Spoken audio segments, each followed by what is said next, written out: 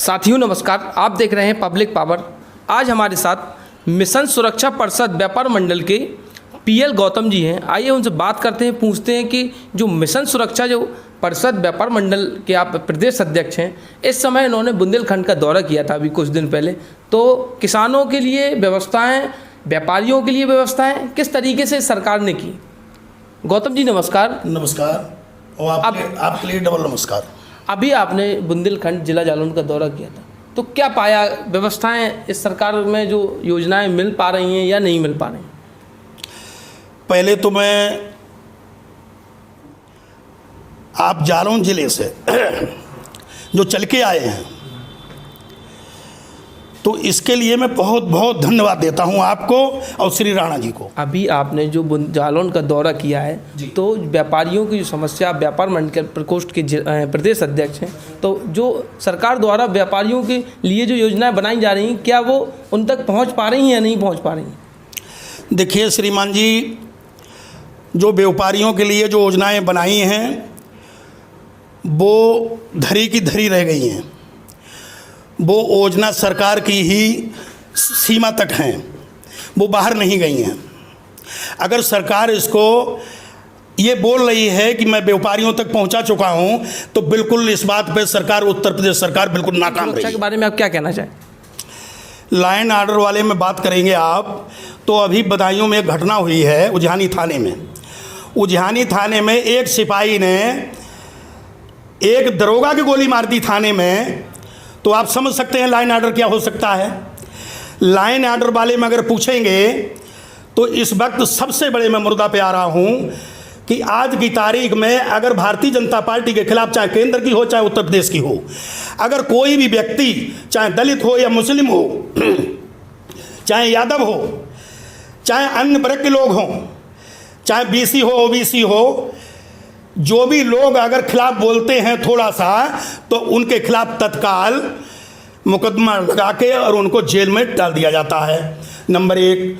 Number दो ये है कि सबसे ज़्यादा इस वक्त दबाव है उत्तर प्रदेश में, सबसे नंबर एक दबाव है दलित पे, दूसरा नंबर दबाव है मुसलमान पे, तीसरा दबाव है यादव पे, और चौथा दबाव बाकी हमारे अन्य विभिन्न जातियों पे है।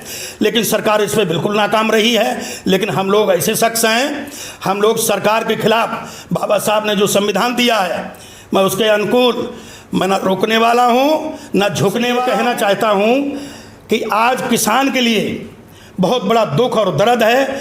और आज हमारे जो बेरोजगारी मंच पे आई है, आज हमारे गरीब आदमियों से पूछिएगा, 3-4 महीने का लॉकडाउन लगाकर इतना बुरा काम किया गया है। ठीक है, लॉकडाउन लगाते कोई बात नहीं है, मैं विरोध में नहीं हूँ, लेकिन लॉकडाउन पहले आप पार्लियामेंट में इसका सदन में पास करवाते बिल, और पास करवा के उस पर लॉकडाउन तत्काल लगा देते, आधा 15 दिन पहले से कर देते, जो कि किसान, व्यापारी, मजलूम जो भी लोग थे तो अपने होशियार हो जाते, सतर्क हो जाते, सारी सामग्री लगा के मंगवा के अपने दुकानों में घर पे भर लेते। और दूसरी बात एक और कहूँगा मैं आपसे, इस सरकार की मेन उपलब्धियाँ क्या हैं। अब मैं एक और बड़ी अच्छी बात बताता हूँ आपको। आज जो अंबेडकर उद्यान है लखनऊ के अंदर, बहुत बड़ी चीज़ बहन कुमारी मायावती जी ने बनवाई है, वो हमारी आदर्श हैं। आज उस अंबेडकर उद्यान की आज लाइट, मेन अंबेडकर उद्यान की अगर लाइट काट दी गई है, तो आप समझ सकते हैं इस सरकार की मानसिकता क्या है। अब आप ये समझिए, जिस आदमी ने, डॉक्टर BR अम्बेडकर साहब ने भारत का संविधान बना दिया, तो क्या ये सरकार बदले की राजनीति कर रही है? ये सरकार बदले की राजनीति कर रही है। और ये कम से कम बहुत दिनों से ये भूखी थी, और दो सेंटर से लेकर केंद्र तक आई है। अब ये सरकार छलावा कर रही है। लेकिन दोबारा मैं ये वायदा के साथ कहता हूँ, बिल्कुल चैलेंज करके कहता हूँ, ये सरकार 2022 में उत्तर प्रदेश से विदाई होने जा रही है, और सन 2000 आगे के लिए जो मैं आपसे कहना चाहता हूं, केंद्र के माध्यम से नरेंद्र मोदी की आखिर तक को विदाई हो जाएगी। बीजेपी का नाम लेने वाला, पानी देने वाला पैदा नहीं होगा। अच्छा, आप चूंकि एक राजनीतिक परिवार से हैं, अम्बेडकर जी की विचारधारा की बात कर रहे हैं, जातिवाद की राजनीति उत्तर प्रदेश में कब खत्म होगी? जातिवादी की राजनीति तब खत्म होगी जो हमारे राष्ट्रीय अध्यक्ष हैं, मिशन सुरक्षा परिषद के राष्ट्रीय अध्यक्ष हैं।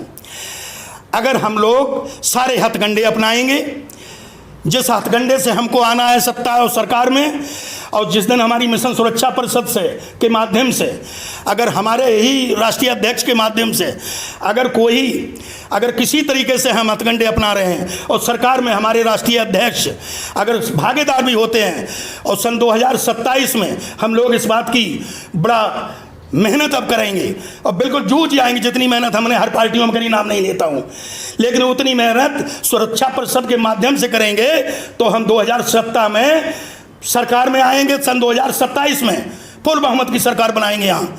और उत्तर प्रदेश में सन 2022 में हमारे राष्ट्रीय अध्यक्ष जो फैसला लेंगे वो हम उनके साथ हैं, क्योंकि राष्ट्रीय अध्यक्ष के ऊपर हम नहीं बोल पाते हैं।